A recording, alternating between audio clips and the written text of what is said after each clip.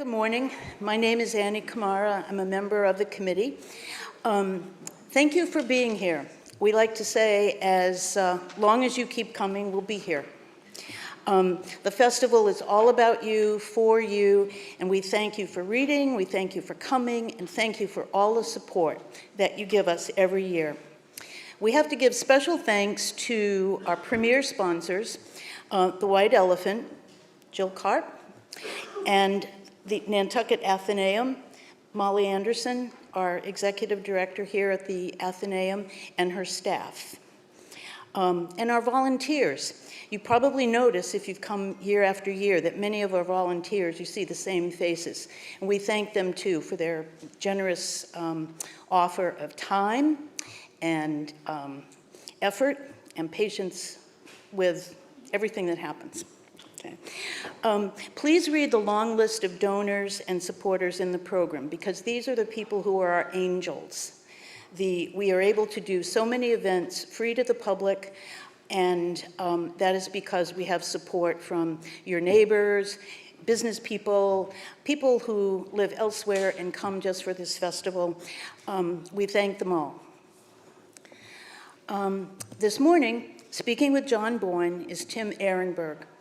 Tim's a wash ashore from Wisconsin, and after college, Tim acted, sang, and danced his way across the U.S. He also toured with a USO troupe entertaining our soldiers twice in Iraq.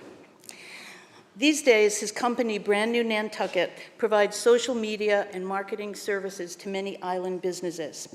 He's the book critic for N Magazine and the festival's social media manager. He and his husband, James, have lived on Nantucket since 2013. Lastly, I have to add this. Tim is one of the most prodigious readers I have ever known. And when he reads a book that he believes is important, he sheds light on it like no one else can. He doesn't stop until everyone has read it in anyone he talks to.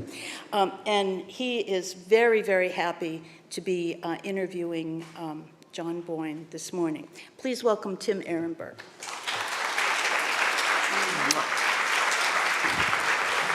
Thank you, Annie. Guys, I'm pretty excited to introduce John Boyne. John Boyne was born in Dublin, Ireland, and studied English literature at Trinity College, Dublin, and creative writing at the University of East Anglia, Norwich, where he was awarded the Curtis Brown Prize. He has published 10 novels for adults and 5 for younger readers, including The Boy in the Striped Pajamas, which was a New York Times #1 bestseller and a Miramax feature film. It has sold more than 9 million copies worldwide. He is a regular book reviewer for the Irish Times and has been a judge for multiple literary awards. In 2012, John was awarded the Hennessy Literary Hall of Fame Award for his body of work. He has also won 3 Irish Book Awards for Children's Book of the Year, People's Choice Book of the Year, and Short Story of the Year. His novels are published in over 50 languages. His most recent novel, The Heart's Invisible Furies, was published in 2012. The Heart's Invisible Furies is a sweeping, heartfelt, coming-of-age saga about the course of one gay man's life beginning and ending in post-war Ireland. It's a novel to make you laugh and cry and remind you of the redemptive power of the human spirit. I literally hugged the book when I finished it. I did it because I thought of all the men and women who paved the way for me as a gay man in 2018 to be able to be who I am today and proud of who I am today. One of the best parts of the Nantucket Book Festival is that you get to tell a writer thank you for their piece of work. So thank you, John. In his preface to the 10th anniversary edition to The Boy in the Striped Pajamas, John writes, "After all, the great joy of literature, as opposed to politics or religion, is that it embraces debate. It allows us to have heated conversations with our closest friends and dearest loved ones. And through it all, no one gets hurt, no one gets taken away from their homes, and no one gets killed." Please join me in welcoming John Boyne.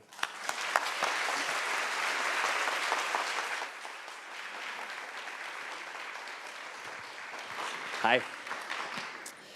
So you got to Nantucket on Monday. What do you think of our little island? Well, I have to say, I'm not normally much of an ice cream guy, but I am about 30% ice cream. at the moment, and the other 70% is waffle. So far, it's been very nice.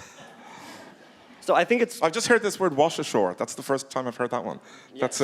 So it means that I just appeared on this island. Oh, okay. Instead of being born here. Okay, like Peter Pan. Yes. Yes. So I think it's good to start from the very beginning, and I love first lines in books because I feel writers put so much thought into them. So I was wondering if you could read your first line, because I'm afraid I would maybe butcher the Irish towns in it.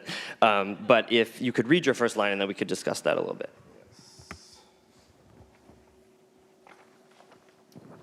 The first line is, long before we discovered that he had fathered 2 children by 2 different women, one in Drimoleague and one in Clonakilty, Father James Monroe stood on the altar of the Church of Our Lady, Star of the Sea, in the parish of Goleen, West Cork, and denounced my mother as a whore. That makes you want to keep reading, doesn't it? It's all downhill from there. It's a good opening line. So tell us a little bit about that first sentence. Well, the previous novel that I wrote with adults in mind, A History of Loneliness, which came out about 2 years before, was the first novel I wrote about Ireland. Anybody who's familiar with any of my books will know that pretty much everything I've done has been set outside of Ireland. And I decided finally to write a book in Ireland. And History of Loneliness was a novel which explored the child abuse scandals in the Catholic Church, which of course everybody knows about. And when I finished that, I felt I still had so much more I wanted to write about Ireland. It sort of opened up this floodgate in me, and I wanted to return to it. So I decided to go to start writing this, to start writing about the social mores, and I thought I would just begin there because it would be a nice link back to the previous book. Start with the church. The church isn't a big element of this book.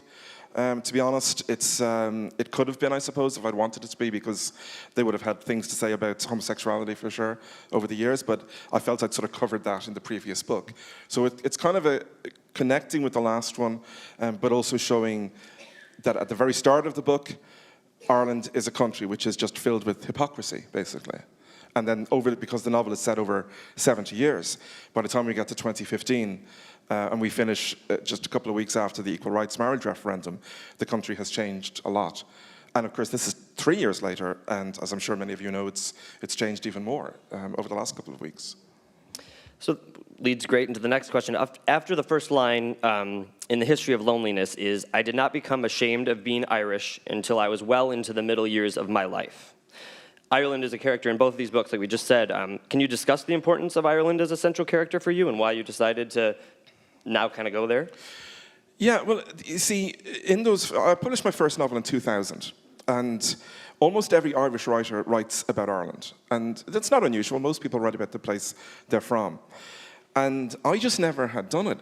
I felt, I wasn't really sure why. Like a couple of years ago, if I would go to festivals, people would say, why don't you write about Ireland? And my standard line was that, I just don't feel I have a story to tell right now, and until I do, I don't want to. Now, that might have been the truth, I don't know. Maybe subconsciously I was frightened of writing about it in some way, I don't know. But I certainly did feel that I wanted to wait, and even if it meant that I would never write about it, that would be okay. I mean, I think if you come from a small country, you are expected to write about it all the time. If you come from the States, you are given more freedom, or even from Britain, you are given the freedom in a way to write about anywhere you want.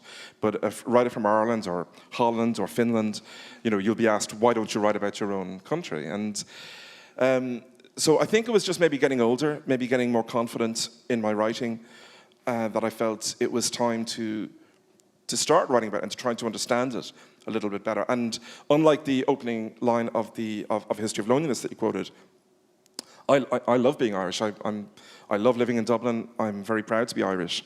So I don't feel the way that the character feels in that book. But like anybody, I guess, you can look at your own country and recognize its flaws as well as its attributes.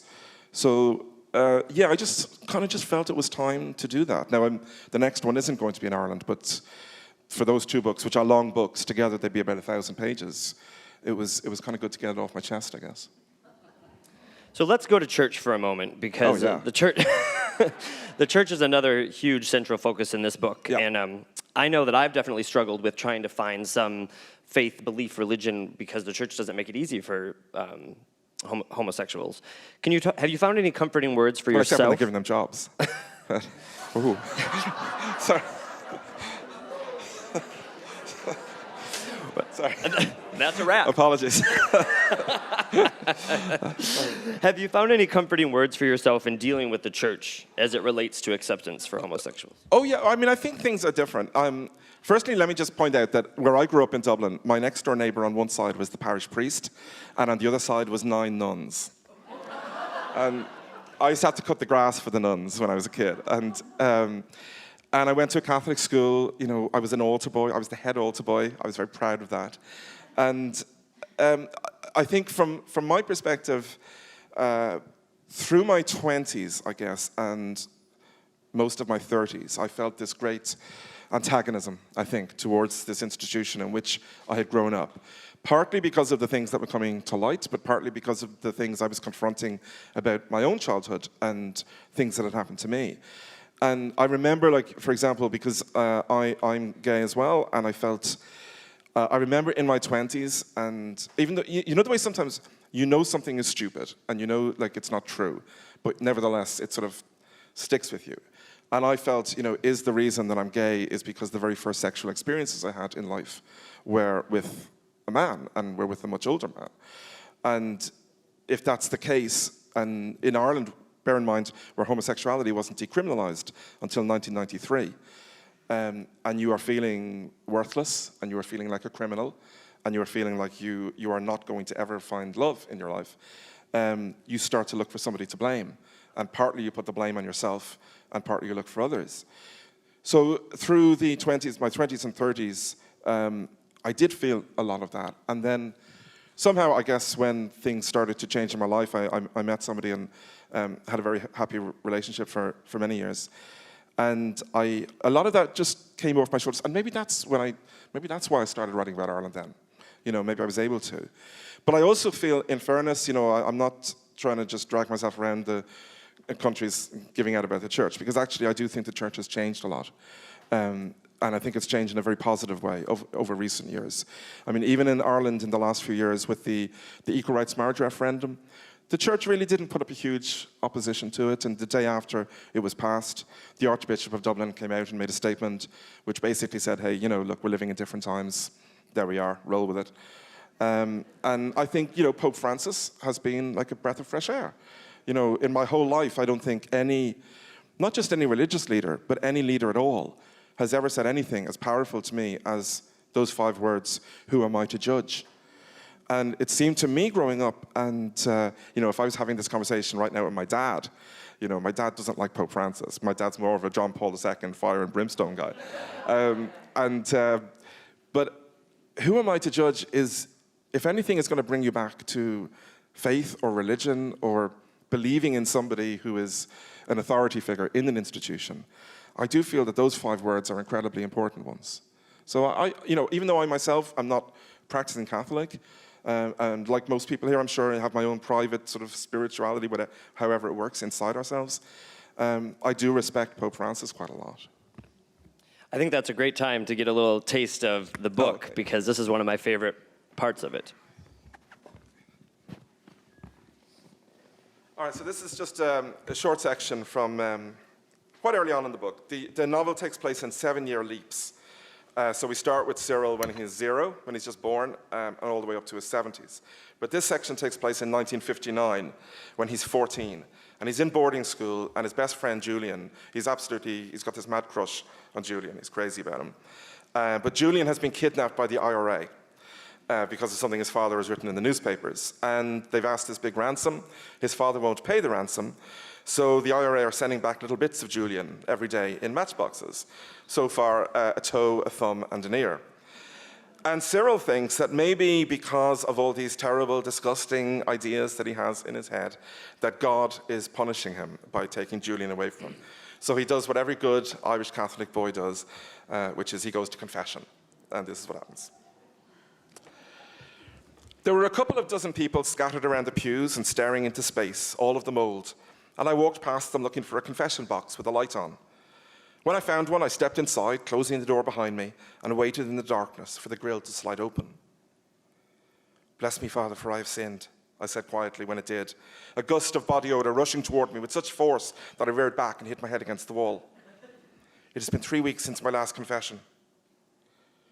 "What age are you, son?" asked the voice from the other side, which sounded quite elderly. 14, I said. "I'll be 15 next month." 14-year-old boys need to go to confession more than once every 3 weeks. I know what you lads are like. Up to no good every minute of the day. "Will you promise me you'll go more often in the future?" "I will, Father." "Good lad. Now, what sins do you have to confess to the Lord?" I swallowed hard. I had been going to confession fairly regularly since my first communion 7 years earlier, but not once had I ever told the truth. Like everyone else, I simply made up a collection of ordinary decent sins and rattled them off with little thought before accepting the obligatory penance of 10 Hail Marys and an Our Father. Today, however, I had promised myself that I would be honest. I would confess everything. And if God was on my side, if God really existed and forgave people who were truly contrite, then he would recognize my guilt and set Julian free. "Father, over the last month, I've stolen sweets from a local shop on 6 occasions. "Holy God," said the priest, appalled. "Why did you do that?" "Because I like sweets," I said, "and I can't afford them." "Oh, there's some logic to that, I suppose. But listen, how did you do it?" "There's an old woman who works behind the counter," I said, "and all she does is sit there all day reading newspapers. It's easy to take things without her noticing." "Oh, that's a terrible sin," said the priest. "You know that's probably that good woman's livelihood." "I do, Father." "Will you promise me never to do such a thing again?" "I will, Father." "All right then, good lad. Anything else?" "Yes, Father," I said. "There's a priest in our school who I don't like very much, and in my head, I call him the prick." "The what?" Sorry. That's God punishing me.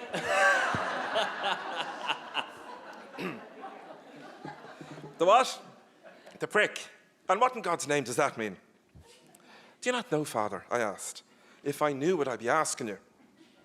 "It's another word for for a thing." "A thing? What do you mean a thing? What class of a thing?" "A thing, Father," I said. "I don't know what you're talking about." I leaned in and whispered through the grill, "A penis, Father." "Holy God," he repeated. "Did I hear you right? If you thought I said a penis, then yes, you did, Father." "That is what I thought you said. Why in God's name would you call a priest in your school a penis? How could he possibly be a penis? A man can't be a penis, he can only be a man. This makes no sense to me." "I'm sorry, Father, that's why I'm confessing it." "Well, whatever it is, just stop doing it. Call him by his proper name and show him a bit of respect. I'm sure he treats all the lads in your school very well." "He doesn't, Father. He's vicious, and he's always beating us up. Last year, he put a boy in the hospital for sneezing too loud." "I don't care. You'll call him by his proper name or there'll be no forgiveness. Do you understand me?" "Yes, Father." "Right then. I'm almost afraid to ask, but is there anything else?" "There is, Father." "Go on, so I'll hold on to my chair." "It's a bit delicate, Father," I said. "That's what the confessional is for, son," he said. "Don't worry. You're not talking to me. You're talking to God. God sees everything, and God hears everything. You can have no secrets from God." "Do I have to say it then, Father?" I asked. "Will he not just know anyway?" "Oh, he will, but he likes you to say it out loud, just for clarification purposes." I took a deep breath. This had been a long time coming, but here it was at last. "I think I'm a bit funny, Father," I told him. "The other boys in my class, they're always talking about girls, but I never think about girls at all. I just think about boys, and I think about doing all sorts of dirty stuff to them, like taking their clothes off and kissing them all over and playing with their things. And there's this one boy, he's my best friend, and he sleeps in the bed next to mine. I can't stop thinking about him all the time. And sometimes when he's asleep, I pull my pajamas down, I have a right go at myself, and I create an unholy mess in the bed. And even after I do it, and I think I might be able to go to sleep again, I start thinking about other lads and all the things I want to do to them. And do you know what a blowjob is, Father? Because I started writing stories about lads I like, and particularly about my friend Julian, and I started using words like that, and there was an almighty crashing sound from opposite me, and I looked up, startled. The shadow of the priest in the darkness had vanished, and in its place a beam of light was streaming in from above. "Is that you, God?" I asked, looking up towards its source. From outside the confessional, I could hear shouts, and I opened the door to peep outside. The priest had fallen out of his box and was lying on the floor, clutching his chest. He must have been at least 80 years old, and the parishioners were leaning over him, crying out for help as his face turned blue. I looked down at him, my mouth open in bewilderment, and he slowly raised a gnarly finger and he pointed it at me. His lips parted, and I could see how yellow his teeth were. "Am I forgiven, Father?" I asked. "Are my sins forgiven?" His eyes rolled in his head. His entire body gave one great convulsion. He let out a roar, and that was it. He was gone. "God bless us, Father's dead," said an elderly man who had been kneeling on the floor supporting the priest's head. "Do you think he forgave me, though?" I asked. "Before he croaked, I mean." "Ah, he did, I'm sure of it," said the man, taking my hand now and letting the priest's head fall against the marble floor, a tinny sound echoing around the church. "And he'd be happy to know his last act on earth was to spread God's forgiveness." "Thank you," I said, feeling cheered by this. I left the church as the ambulance men made their way inside. It was an unusually sunny day, and truth be told, I did feel absolved, even if I knew the feelings I'd hidden inside myself wouldn't be going away anytime soon. The next morning, I awoke to the news that Julian had been found. A group of special branch officers had followed leads that led them to a farmhouse in Cavan, and he was discovered locked in a bathroom while his 3 captors slept outside. Now, had I been a person of more religious scruple, I might have believed that God had answered my prayers. But the fact was, before going to sleep that night, I'd already committed a few more sins. So instead, I put it down to good detective work on the part of An Garda Síochána. It seemed like the most convenient explanation to me.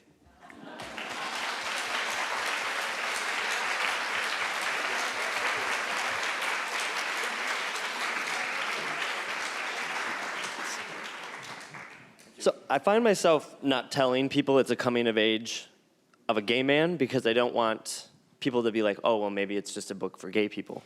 Well, it's a coming of age of a country, Yeah. I think, more than a person. He just happens to be the figure in it because of the fact that, I was writing this in 2015 and 2015. And because I knew I had this wonderful historical moment that I could finish the book on, which was the referendum of 2015. It meant that it lent itself to writing about a gay character. And I hadn't done that too much in books. I'd done it in a few, but not too many. It's not something that has defined my work in the way that maybe some other gay writers, or writers who are gay, I would, would have it define their work. So, sorry, I completely interrupted your question. Oh, no, not at all. By saying it was... I think a lot of gay people have a little internal homophobia in them. Can you discuss how Cyril's extreme homophobia and how he overcame that throughout the book? Because I think when it started, even from there, it was tough for him to say all that. Yeah, well, I think it's sort of a fear and self-loathing, I suppose, at the start. And, I can remember when I was in school, and I was about 13, I think, when, remember Take On Me by a-ha? Yeah? You can see where I'm probably going to go on this. And I was completely obsessed with Morton Harket from a-ha.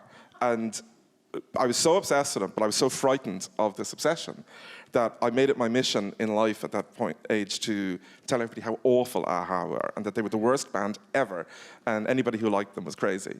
And it's kind of deflecting, I suppose, and I was born in the 70s. Cyril was born in the 40s. So it was even harder for him, and he's just terrified of anybody finding out and what it's going to mean for his life. Also, the possibility of prison. It's crazy. 1990, I was in like third year in university before it was decriminalized, as I said. So it's pretty mad when you think about it. But yeah, it's mostly about how people are going to react. And the minute you say that, of course, the minute you say to one person that you're gay, it's kind of all over. There's no going back on that. It's not like saying, I don't like a-ha, and then saying years later they're clearly the greatest band of all time. You can't go back on it. So I think it's that, and there is a very definite moment in the book halfway through where the first half is called Shame, and the second half is called, well, then there's an Exile, but then there's Pride. That at the end of the Shame section, which is, 300 pages, he's basically saying, enough. I'm not going to live like this anymore. I'm not going to pretend to be who I'm not. And if you don't like it, tough. Is there a difference between Irish homophobia and American homophobia? Oh, I think there's a difference between American everything. And I don't know. I mean, I haven't lived here, so I don't know. I mean, I don't think homophobia is actually really there in Ireland anymore, and it seems to be gone. I don't think people care anymore. You know, our prime minister is gay, and nobody cares. It's not an issue. I find it's startling sometimes. You know, you watch from the other side of the world, and you watch the news programs, and again, I'm not in the business of going to other countries and criticizing their country, but for a forward-thinking, supposedly freedom, you know, obsessed country, it does seem bizarre sometimes that those who call themselves Christians are always the ones to tell you you're going to burn in hell. So I don't know, but I haven't lived here, so I suppose I couldn't really comment on it. So one of my favorite parts of the book is how characters would appear and then reappear, you know, hundreds of pages later. Did that surprise you when they would reappear, or did you have it pretty mapped out throughout your process? Not so much mapped out, because I don't really map out books before I start. I start with an idea or a theme or a character, and I prefer to let it to go in whatever direction that it goes. But somehow, maybe with the structure and the way that characters, you know, he would meet somebody when he was 7 or 14, and then because we would move forward 7 years, I could leave them out for a while and then return to them. I think every novel has sort of like it's got an engine to it, like, you know, when you turn the ignition or the carburetor or something, and that's what was really leading this book through it. That the reader would almost forget that somebody had existed. You know, I leave one character, you think they're dead, but then they reappear sort of 35 years later, and you go, oh, I remember that guy from the first section. And it's quite good fun to do, because, again, with those gaps between the 7 years, it also meant that I didn't have to, I could leave things without him having to really resolve them very much. You know, he could be grieving, and then it could come back 7 years later, and I didn't have to deal with the grief. He's already over it. You know, so it was quite convenient as a writer to do that. What was the 7? I feel like 7 always pops up in literature, and that every 7 years. They say that every 7 years we shed our skin completely, and we become, you know, different bodies in a way. But also somebody had said to me that if you look at your life, every 7 years you are in a sort of a different place, and life has changed a lot. And when I looked at my life, it was the same, but it was just it's a long enough gap, I think, between things to see a different person. There's 10 chapters in the book, and there's really 10 Cyrils. I think there are 10 different people. But if we look at our own lives, and if you think when you were 7, 14, 21, 28, you would look at yourself and think, that's a completely different person than I am now. I behave differently. My life is in a different place. I have a different job. I have different relationships, whatever. So a lot of your books start with the perspective of children. What are the challenges and the joys of writing in the eyes of a child? Oh, I really like writing from the perspective of a child. And my whole life, the novels that I've really liked the most have been novels that feature children at the center. I remember as a kid, about 11 or 12, I got into reading Dickens, and I got into the orphan books particularly. I've always loved books about orphans. For some strange reason, it's something that really upsets my parents. I don't know why. But I love the idea of children on their own in the world, having to solve their own problems and not have an adult do it. And those are the kind of novels I've always liked. And the books I've written with young people at the center of them tend to be books where the child is very isolated, very much on their own, no family around them, and they're thrust into a very adult situation way ahead of time. And children, writing about children and putting words into the mouths of children, it's not very different than writing books with adults. You know, I've written books with a First World War soldier, a bodyguard to the Russian Tsar, a captain on a boy on the Bounty. I've never been any of those things, but I have been a 9-year-old boy. And all those children that I put in my books, and who are looking at the world with this sense of awe and wondering, you know, what's going to become of them and what am I going to do with my life? I think it's very exciting, you know, I really enjoy the innocence and naivety that you can get with childhood characters. And in this one, when Cyril is 7, he's actually really the only grown-up in the house. His adoptive parents, Charles and Maud, are basically useless, and he's the only one with any sense in the house. So you can get a lot of comedy out of that as well. And I haven't written a lot of comedy in my books. Most of my books are very sad and tend to feature often elderly characters looking back at sort of wasted opportunities in life, which is kind of where I thought I was going to start when I was writing this at the start. I thought in my head it would probably be that he would get to his 70s, the referendum would happen, and he would be sort of too late for me, what a shame. But then it just takes on this different tone because of the fact that I was writing about a child very early on, and it's just something I enjoy doing. So I found the book very therapeutic. I've always wanted a gay coming of age, even though maybe for some it was about other things, but for me that was what it was. Is there a book for you that was kind of therapeutic throughout your life, or something that really helped you through a tough time? I mean, books in general have done that. I guess as probably a lot of people here, we're all here because we love books, right? And I don't know about you, but I bet there's a lot of people who, like me, were very introspective children and quite solitary children and found ourselves at our best in rooms like this, in libraries surrounded by books. And I felt safest in that way. There's a beautiful library down the road from my parents' house where I spent so much of my childhood. And it was books themselves. It didn't have to be about what I was going through. I mean, certainly there were some when, I guess every gay guy's probably read, A Boy's Own Story, Edmund White, something like that. But for me, it's other people's stories. I've never found that books have to represent me in some way, or that I want to necessarily be reading about people with the same experiences as me. I want to read a lot of the time about people who don't. In the same way that I want to write about, but one of the worst pieces of advice you can give a young writer, an aspiring writer, is to write about what they know.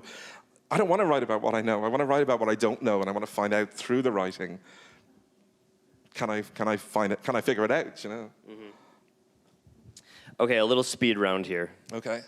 Favorite book as a kid? The Silver Sword by Ian Serraillier. Book that made you cry the hardest? The Go-Between by L.P. Hartley. Book that made you laugh the loudest? What a Carve Up by Jonathan Coe. Your favorite mystery? Oh, The Murder of Roger Ackroyd by Agatha Christie. Love that. Book that you've read multiple times? The Cider House Rules by John Irving. Ooh. Ooh. Mm. Yeah. The only other time I heard that there was when I said about the ice cream. So. Is there a book you wish you had written? Any of the earlier named ones, but in the last couple of years, Pachinko by Min Jin Lee. Absolutely. I'll just say this, and I don't want to embarrass you, but I said a minute ago about reading and writing about things you don't know, and a book like that, for example, is one where I'm a kid growing up in Dublin. I don't know anything about Japan or Korea or the last century there. And I love reading books where you can get lost in a story, lost in characters because they're so authentic, lost in wonderful writing, but it also opens up your mind to this whole new universe that you know nothing about and will sometimes take you on to reading other things. And for me, that is the joy of literature, when you find those kind of stories that you've never found before. Favorite book of all time? It's got to be The Cider House Rules. Yeah. And what are you reading right now? I'm reading Less by Andrew Sean Greer, the one that just won the Pulitzer, which is really good. It's funny. And you don't get a lot of humor in books that win prizes. So what's next for you? Your new book, A Ladder to the Sky, comes out It comes out here in November, and it's a novel about literary skullduggery. I suppose if I was to... Oh, another good mystery, The Talented Mr. Ripley by Patricia Highsmith. And it's a bit of a Ripley-esque book, but about writers. It's about a young writer who is very talented, but has absolutely no imagination. So he cannot think up stories. So he attaches himself to older, more published writers, and tries to kind of steal their lives, steal their ideas, get them to sort of fall in love with him, so he can manipulate them in some way. So it's a bit of a mystery, and it's a bit of a... it's slightly comic in its way. Hard to describe, but anyway, it'll be out in November. So can't wait. It's called A Ladder to the Sky. There's a biblical proverb that ambition is like setting a ladder to the sky. So that's... So I have one more question, and then we're going to open it up to the audience. So if you could go back in time and tell your younger self something, what would it be? Use better hair products.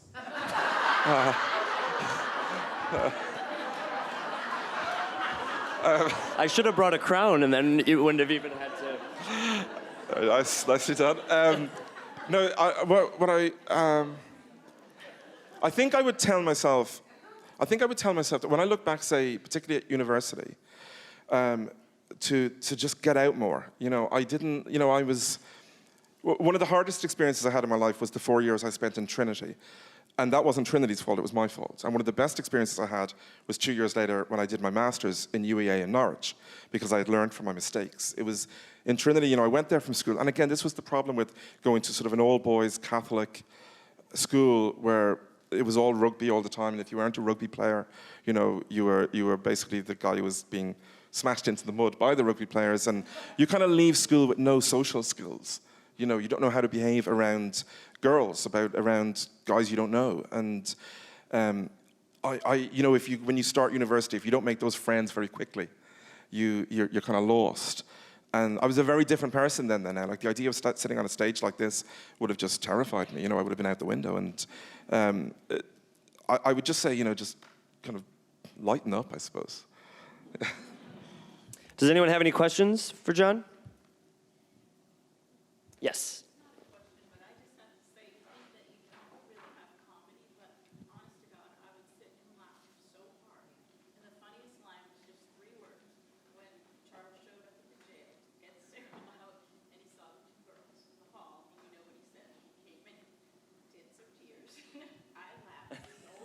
I've forgotten what did he say?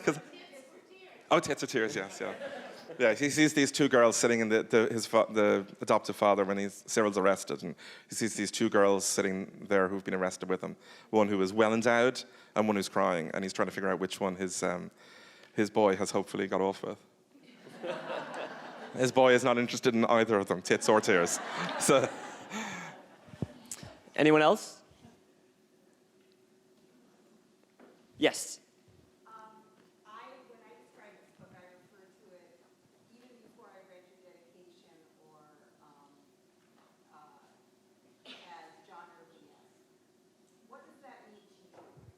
So the question is, John Irving-esque, when she was telling about the book, and what does that mean to John? Yeah, the book is dedicated to John Irving. And when I published my first novel in 2000, The Thief of Time, I sent a copy of that book to John Irving with a fan letter. I've only written 2 fan letters in my life. One was to the kids from Fame, who didn't write back, and one was to John Irving. And John did write back, and he read the book, and he sent me a very nice letter about it. And over the years, we've become really close friends. He's become a real mentor to me.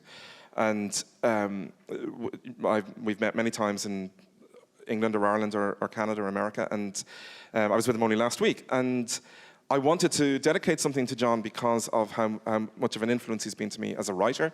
I mentioned the Cider House Rules several times there in the books that I've liked. What I mean by it, I suppose, is what John has always written about is what he terms sexual misfits. And I remember as a teenager reading things like the Cider House Rules or GARP or books like that where you do find a lot of sexual misfits in them. The World According to GARP has a transgender character in it, and that was written in 1977, I think. Now, that's a subject which is very much out there. It's not in the 70s, and not in like a big mainstream American novel, and not featuring an NFL player who becomes, Robert Muldoon, who becomes Roberta Muldoon. So those kind of characters and reading about those really was helpful to me. You asked earlier about books that were helpful. I mentioned Edmund's book. Books like that were very helpful. But also the way he can just combine comedy with authentic characters and great epic storytelling. I really like that. And well, I try, and I've certainly ripped him off slightly here. It is my most Irving-esque, as you say. And 10 points to anybody who can tell me what my tattoo on my arm, it's the last line of a book, and it says, "We are all terminal cases." Anybody? 10 points. In the world, according to GARP, we are all terminal cases. So, and the reason this is actually I've only got 2 tattoos. This one is a Kate Bush tattoo, because I'm a Kate Bush obsessive. But I only got this on Sunday in Toronto, because I was with John on Saturday, and he had just got a new tattoo on his inside of his arm, and it was the last few words of one of his favorite novels. And the forewords were, "Only found another orphan." Anybody can guess what that is? Yes, whoever said Moby Dick. It's the last of Moby Dick. And it inspired me, and I thought, okay, I'll get that. And then I'm seeing him on Tuesday, and I told him I got a new tattoo, but I didn't tell him what it is. So I think it's some excellent sucking up, isn't it? So now I'm going to have to get a tattoo that says, "I realized that I was finally happy," because that is the last line in here. Any other questions?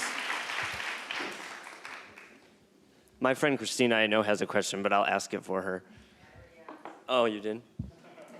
So I'm not going to say who, but people that die in your books, is it hard for you to let them go? Do you know that they're going to die? Well, I don't know they're going to die, again, because, as I say, I don't really plan. I let it build itself. But you do, like, the great thing about killing people off in books is that the character has to react to that in some way. There are a few that are killed and a few that live. But, every so often in the book, you're writing it and you think, okay, I'm coasting a little bit here. Something needs to happen. Something dramatic. I can't just have him keep walking down the street looking at things. And you think, I'll kill somebody. I'll do it. Well, Maud was my favorite character by far. She made me laugh. I mean, she was in it for one chapter. Maud's only in one chapter, but everybody who has read the book always says that Maud is their favorite chapter. Even last night, I was at the Nantucket Hotel, and the owners were saying that Maud was their favorite character. And she was fun to write but also she plays a very important part, because even though she is kind of crazy and eccentric, she's a writer, but she's an Irish writer, but she's a woman. And traditionally, there's a thing that goes through the book about the tea towel. Anybody who's been to Ireland will know, I call it the tea towel, but it's beer mats, it's calendars, it's T-shirts, it's everything. And it's the same pictures of these 8 great Irish writers. And what do all these great Irish writers have in common? They all have a penis. So there's no Edna O'Brien, no Jennifer Johnston, no Maeve Brennan, no women on it at all. So I wanted to represent the kind of character that has been overlooked a lot through the years. And one of Ireland's most difficult relationships over the years hasn't been with its writers, it's been with its women. And that's, I wanted her in there for that she would be somebody who was going to be, it's only after she's gone that she becomes this great sort of James Joyce type figure. But in her lifetime, she would never really be accepted as it. Having said that, she is the type of writer who goes to an event to read and decides to read the entire book to the audience. Because, you only, what's a sample? So she just stands there and reads it literally from chapter 1 to the end. So you're probably lucky I didn't do that, Any other questions?